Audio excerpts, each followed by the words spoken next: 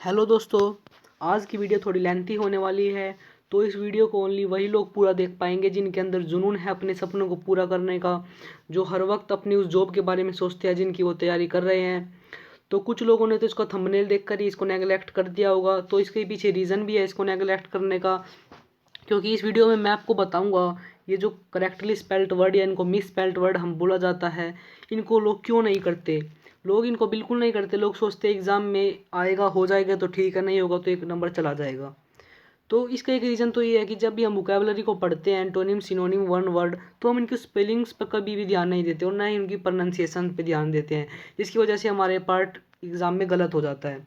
और ये कोई एग्ज़ाम हो, डिफेंसिव एग्ज़ाम हो, एसएससी वगैरह बैंकिंग का एग्ज़ाम हो, यहाँ से क्वेश्चन आता ही आता है। ये श्योर होता है यहाँ से इस पार्ट से क्वेश्चन आता है। वो भी देखते हैं कि आपको कितनी अच्छी इंग्लिश आती है। तो आप मेरे साथ इस वीडियो को देखिए, आपको मैं ऐसे वर्ड कराऊंगा जो मोस्टली एग्जाम में रिपीटेड है। 20 से 30 टाइम वो वर्ड रिपीटेड थे, तो मैंने उनको एक बार लिखा है। और आपको उन वर्डों को या तो आप उनको याद कर लो, रट लो, पर आपके मेमोरी में सेट हो जाने चाहिए, क्योंकि वे वो वर्ड आपको दिखेंगे ही दिखेंगे। आप प्रैक्टिस सेट करोगे तब आपको मिलेंगे, आप एग्ज़ाम दोगे तब आपको मिलेंगे। तो मैं पूरी कोशिश करूँगा कि आप इस वीडियो को जब देखकर हटो तो वो आपके याद हो चुके हों। तो मैं इसमें जो है, देखिए आप क्या क्या यूज़ करने वाला हूँ। मैं कुछ कीवर्ड्स का यूज़ करूँगा जो आपको हेल्पफुल रहेंगे आपके एग्ज़ाम के लिए। कुछ वन वर्ड सब्स्टिट्यूशन आपको बताऊँगा, करेक्टली स्पेल्ड वर्ड तो आपको बताऊँगा ही। और मैंने प्रीवियस ईयर का कुछ सेट भी लिए हैं जिनसे एज इट इज़ मैंने क्वेश्चन लिया है, जिस तरह से क्वेश्चन एग्ज़ाम में आता है। तो चलिए मैं शुरू करता हूँ, आपको बताता हूँ किस तरह से एग्ज़ाम में क्वेश्चन आएगा। तो ये देखिए, ये हमारा जो फर्स्ट स्पेलिंग है ये है गारंटी की। तो गारंटी की स्पेलिंग अगर आपको नहीं पता, शायद कुछ बच्चों को पता हो, तो इस वीडियो को देखने के बाद मैं आपको गारंटी दे सकता हूँ कि आपको ये सारी की सारी याद हो चुकी होंगी। तो गारंटी का मतलब क्या हो गया, आपको आश्वासन दे सकता हूँ, आपको आपसे वादा कर सकता हूँ, इस तरह से गारंटी का मीनिंग होता है। तो आपकी वोकैबुलरी में ये वर्ड ऐड हो गया। अब इसकी स्पेलिंग देखते हैं। तो इसका जो कीवर्ड है वो इसका कीवर्ड है इसका डबल ई। कीवर्ड का मतलब क्या होता है, कीवर्ड का मतलब होता है कि किस तरह से वो आपको स्पेलिंग चेक करके देगा। तो इस डबल ई पे मोस्टली वो हमको एरर देता है। मतलब कभी यहाँ पे ई लगा देगा, वाई लगा देगा, ए लगा देगा, मतलब कुछ भी वहाँ पे लगा सकता है, आई लगा सकता है। तो आपको याद रखना है कि गारंटी में डबल ई आता है, ना कि सिंगल ई आता है। तो यही हमारा है जो इस पे कीवर्ड रह गया। बाकी आप देखोगे, आपको अगर डबल ई आता है तो आपको ये भी एलिमिनेट हो गया, ये भी एलिमिनेट हो गया, ये भी एलिमिनेट हो गया। बाकी आगे का सब सेम होगा गारंटी वगैरह में। तो इसका जो कीवर्ड होता है वो डबल ई होता है। मैंने मोस्टली जो प्रीवियस ईयर एग्जाम में इसी तरह से क्वेश्चन आता है। तो आपका जो है फर्स्ट ये कंप्लीट हो गया।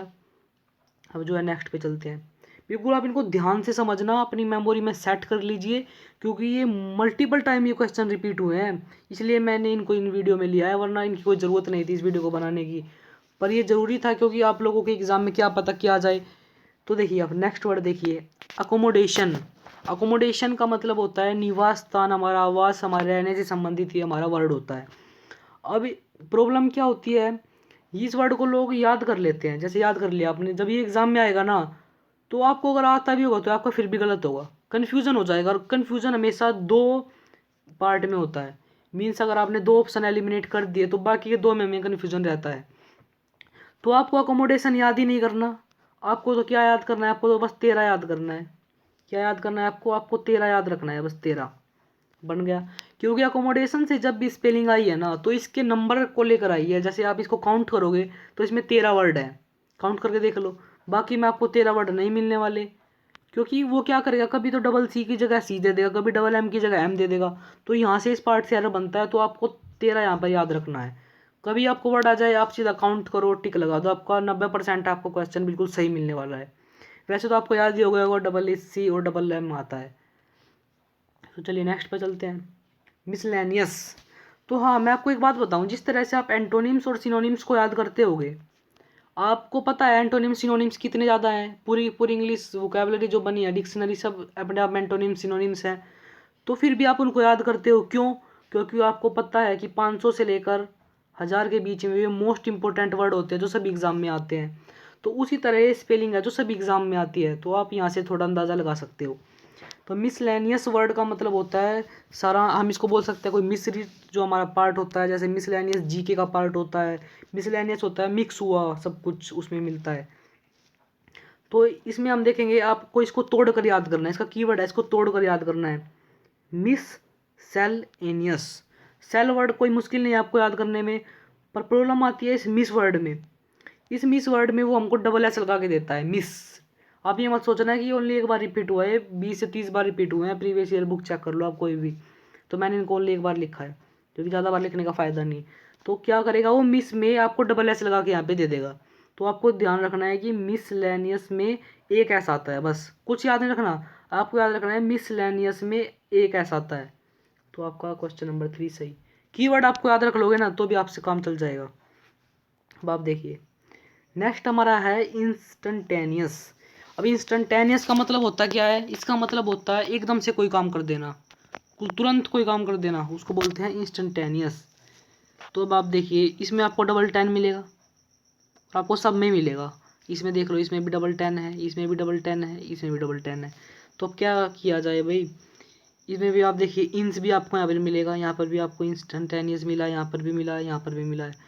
तो अब आप समझ गए होंगे इसका कीवर्ड क्या आता है। इसका कीवर्ड आता है, ये बाद में आपको दिख रहा होगा ना EOUS, ये इसका कीवर्ड है। ये मैं श्योर हूँ आप इस वाले को भी वहाँ पे रोंग लगा दोगे, इस वाले को भी रोंग लगा दोगे, कन्फ्यूजन आएगा फर्स्ट और सेकंड में। वो इंस्टेंटेनियस होता है कि इंस्टेंटेनियस होता है, तो वो इंस्टेंटेनियस होता है, ई आता है इस वाले में भी। तो कीवर्ड इसका EOUS है, ना कि आगे वाला। आगे वाला अगर आपको याद भी नहीं है तो कोई प्रॉब्लम नहीं है। तो क्वेश्चन नंबर 4 भी हमारा जो डन हो गया। क्वेश्चन नंबर 5 की तरफ आओ। आपको यहाँ पे एक वर्ड मिल रहा होगा परसिविरेंस। परसिविरेंस एक वन वर्ड सब्सटीट्यूशन है, एक वन वर्ड है जो मल्टीपल टाइम रिपीट होता है। इसका मतलब होता है constant effort to achieve something, किसी काम को करने के लिए अपना पूरे एक लगन से काम करना। जिस तरह आप एग्ज़ाम की तैयारी करते हो, एक साल 2 साल बिन मतलब रेगुलरली आप तैयारी करते हो, तो उसको परसिवरेंस बोला जाता है। कितना धैर्य है आपके अंदर, उसको परसिवरेंस बोला जाता है। वन वर्ड आता है, तो उसकी स्पेलिंग देखिए आपको कहाँ पर एरर मिलने वाला है, परसीवर, परसीवर, परसीव, परसीव। क्या कोई लगा आपको एरर कहाँ पे आया, एंस वाले पार्ट में। इंस गलत हो गया, इंस गलत हो गया, इंस गलत हो गया। देखिए ये तो एस वाला पार्ट है, परसिविरेंस वो होता नहीं, उसमें होता है सी, तो एस वाला पार्ट हो गया वैसे गलत। यहाँ पे SEVER की स्पेलिंग गलत हो गई, ये आपको पता होगा, ये इसलिए गलत हो गया। ए पार्ट है जो परसिविरेंस। अब ए और बी पार्ट में यहाँ पे हमारा कन्फ्यूजन पैदा हो जाएगा। मैंने बताया था आपको 2 पार्ट में यहाँ पे हमारा कन्फ्यूजन होता है। तो परसिविरेंस, परसिविरेंस, रेंस, तो ए यहाँ पे हमारा यूज होता है, ना कि ई यूज होता है। तो आपको ये भी अपनी मेमोरी में सेट कर लेना है, क्योंकि देखिए आप यहाँ पर भी आ गया, यहाँ पर भी आ गया, यहाँ पर भी आ गया, यहाँ पर भी आ गया, तो अब ये थोड़ी हर जगह ई आएगा। तो आपको कुछ इस तरह से आप इसकी ट्रिक बना लीजिए कि आपको याद रहे परसिवरेंस, और आपको वन वर्ड की तरह भी आपको याद रखना है, क्या पता आपको वन वर्ड में मिले। नेक्स्ट आता है सुपर फ्लोज। तो इसका मीनिंग भी आपको जानना जरूरी है। इंग्लिश ग्रामर का बड़ा इंटरेस्टिंग वर्ड है। इसका मतलब क्या होता है, इसका मतलब होता है, मान लीजिए मैंने एक वर्ड लिखा, he is more stronger than I. मैंने लिखा he is more stronger than I, तो यहाँ पर मोर वर्ड लगाना जरूरी नहीं है, क्योंकि स्ट्रोंगर अपने आप में जो है सेकंड डिग्री है, उसके साथ मोर की ज़रूरत नहीं है। तो मोर यहाँ पर सुपर फ्लोज हो गया।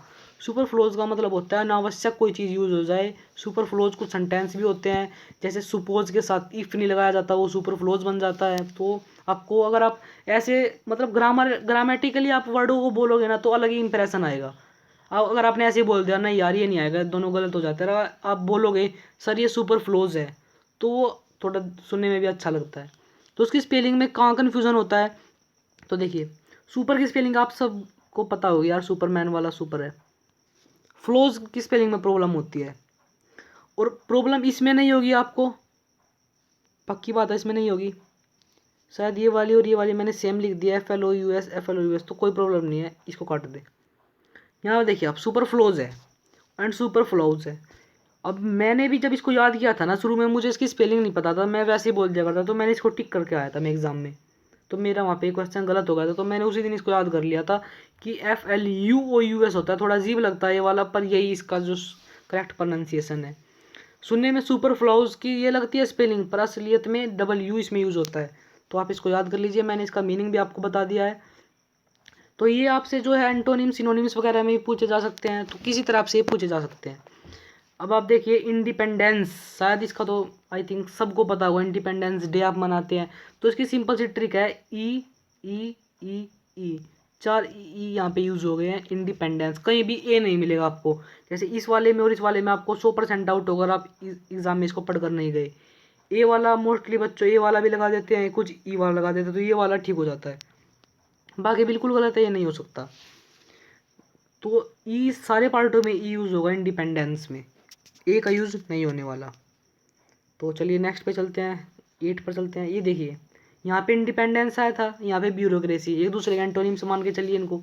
ब्यूरोक्रेसी का मतलब क्या होता है? ब्यूरोक्रेसी का मतलब होता है तानाशाही। जैसे अपने इंडिया में पहले तानाशाही थी, मुगलों का राज था, फिर कुछ ब्रिटिश का राज आया, तो तानाशाही थी यहाँ पर, उसको ब्यूरोक्रेसी बोला जाता है। जो ये क्रेसी वर्ड है ना, ये एक रूट वर्ड है, जैसे डेमोक्रेसी, ब्यूरोक्रेसी, एरिस्टोक्रेसी, प्लूटोक्रेसी। ये क्रेसी वर्ड का मतलब होता है राजतंत्र, शासन। तो आपको क्रेसी याद नहीं रखना, तो क्रेसी से ये गलत हो गया, ये गलत हो गया, बचा ए एंड बी। अब इसको कैसे किया जाए? आपको ब्यूरो की स्पेलिंग याद रखना है, ब्यूरो नहीं होता, वो ब्यूरो होता है, तो ए पार्ट ही ठीक हो जाएगा। बी ई यू कभी नहीं होता, बी यू होता है। तो आई होप आपको ये समझ में आ गया। आप इनको माइंड में बिल्कुल सेट कर लो, एकदम से याद कर लो, क्योंकि ये बहुत ज़्यादा इंपॉर्टेंट है, बहुत ज़्यादा इंपॉर्टेंट है। नेक्स्ट देखिए आप, नेक्स्ट है रिकमेंडेशन। रिकमेंडेशन का मतलब होता है किसी चीज़ की जैसे प्रशंसा करना, इस तरह से। मतलब एक वर्ड के मल्टीपल्स जो मीनिंग हो सकते हैं, पर मैंने आपको बता दिया रिकमेंडेशन। आपको याद क्या रखना है, इसको तोड़ेंगे हम, देखो, कमेंडेशन, रिकमेंडेशन। अब इसको देखिए, कमेंड में डबल एम आएगा तो गलत, एम सिंगल गलत, एम सिंगल गलत। तो बिल्कुल सिंपल है, कमांड की तरह आप इसको याद रख सकते हो, रिकमेंडेशन। तो ये आपको समझ में आ गया होगा। नेक्स्ट पार्ट पे चलते हैं, मैथमेटिशियन। Number 10, mathematician. आपने मैथमेटिक्स वर्ड याद किया होगा, मैथमेटिक्स। मैथमेटिक्स की स्पेलिंग क्या होती है? मैथे। मैथे आपको याद रखना है, मैथे और मैटिक्स, METICS। तो वहीं से मैथमेटिशियन निकल के आया, तो आपको ये ई याद रखना है, ई, ये ई आपको याद रखना है, मैथी, MATHE, मैथमेटिशियन, फिर मैटी आ जाएगा। तो हमारा जो ये ए पार्ट बिल्कुल सही हो गया। तो अब चलिए हम चलते हैं 11 की तरफ। अब आप आइए, ये वर्ड है हमारा सरकमलोक्यूशन। सरकमलोक्यूशन का मतलब पता है आपको क्या होता है? ये हमारा अगेन एक वन वर्ड सब्स्टिट्यूशन यहाँ पे आ गया है, एग्जाम में पूछा जाता है। इसका मतलब होता है to use many words where few are necessary. मतलब बहुत सारे वर्ड का यूज़ कर देना जबकि वहाँ पर चाहिए हमको थोड़े हों, ज़्यादा शब्दों का यूज़ करना, वहाँ पर सर्कुमुलेशन उसका हमारा उत्तर होता है। तो अब इसकी स्पेलिंग में आपको क्या मिलेगा? सरकम वर्ड में आपको कोई प्रॉब्लम नहीं होगी, सरकम सरकम सरकम। अब देखिए, लोकेशन बिल्कुल गलत, लोकूशन गलत एंड लोक्यूशन गलत। तो आपको डी और ए पार्ट में शायद कन्फ्यूजन हो सकता है, पर वो सरकम लोक्यूशन होता है, LOCTUION। यहाँ पर देखिए यू नहीं दिया है, सरकम लोक्यूशन। आप इसको डिवाइड करके याद करोगे तो बिल्कुल सिंपल है, एकदम से आपको याद हो जाएगा। नंबर 12 पे आइए, जिप्सी। ये वो वाली जिप्सी नहीं है कहती आपको कार सोचने लगो। इस जिप्सी का मतलब होता है जो घुमक्कड़ होते हैं, जो हमारे खाना बदोश होते हैं, बंजारे होते हैं, उनको जिप्सी बोला जाता है, यानी नोमैड, नोमैड भी बोल सकते हैं हम। तो जिप्सी में कन्फ्यूजन होता है इस और इस पार्ट में, क्योंकि बच्चों ने कुछ कुछ तो याद रहते हैं, सब कुछ जी से शुरू है, तो ये भी वो नहीं लगाते, ये भी नहीं, तो इन दो पार्ट में एरर हमको मिलता है। तो जिप्सी नहीं, जिप्साई के तौर पर आप इसको याद रखिए, जिप्सी। तो YSY ये हमारा होता है, डबल वाई इसमें यूज़ होता है। तो एक बार मैंने आपको करा दिया ना, तो आपके माइंड में बिल्कुल सेट हो जाएगा एज इट इज़। तो आप वीडियो को पूरा देखते रहिए, क्योंकि यार 5-10 मिनट का वीडियो आप देख लोगे तो वर्ड तो आपको याद हो ही रहे हैं ना, आपका तो बेनिफिट ही हो रहा है। तो नेक्स्ट वर्ड आया हमारा 13, जस्टपोजिशन। जस्टपोजिशन का मतलब होता है किसी चीज़ को उसकी कॉन्ट्रास्ट फॉर्म में अरेंज करना, अंतर दिखाना, उसमें जस्टपोजिशन बोला जाता है। Position word, position position position, no error position में। क्वेश्चन में एरर कहाँ पे मिलेगा आपको? जक्स्टा में। कभी इसको जैक्स्टा बना देगा, कभी इसको जस्टा बना देगा। तो जक्स्टा होता है, एक्स होता है, पहली बात, यू वाला कट गया, ये कट गया। अब जक्स्टा में जैक्स्टा नहीं, जक्स्टा होता है, तो ये भी कट गया हमारा। आई होप आपको ये समझ आ गया होगा। नेक्स्ट पे चलते हैं 14 पे, हजारडस। हजारडस का मीनिंग होता है जो हमारे लिए नुकसानदायक हो, हमको नुकसान फैलाए, उसको हजारडस बोलते हैं। अब देखिए हजारडस, हजार्ड आपको याद रखना है, हजार, HAZARD, हजार्ड। HAZZARDEOUS